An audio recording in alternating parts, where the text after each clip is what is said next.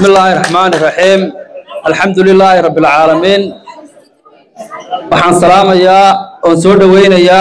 xogayaha arrimaha dibadda iskaashiga caalamiga mudane Cismaan Cabdilaahi Saxardiid Cadaani xogayaha qaaradda Yurub Maxamed Carab Wacays gudoomiyaasha dalalka Sweden Finland Holland xogaya ku xigeenka arrimaha dibadda iskaashiga caalamiga Mustafa Muumin marti sharafta gudoomiyaha laanta Germany gudidiisa gudida fulinta gudoomiyaasha gobolada garabada haweenka marti sharafta aqoonyahanka dhalinyarada tayraasha xisbiga dhamaantiin assalaamu calaykum waraxmatullaahi wabarakaatuh waqtiga kale gaaban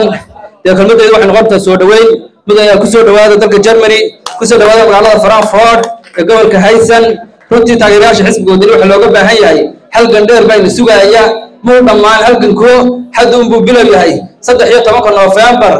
sanadkan waxaan rajaynaynaa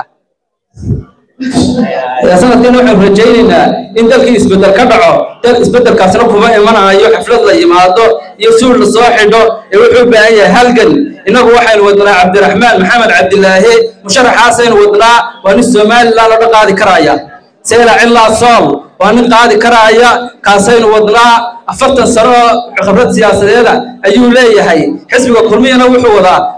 askar wali tuurtay xiran iyo korneylo soo daalay sida markay tahay balanteenu waa 13 November iyo inaynu doorashada ku guuleysano hadafkeenu halka noqdo aad baan idin salaamayaa assalaamu calaykum waraxmatullaahi wabarakaatuh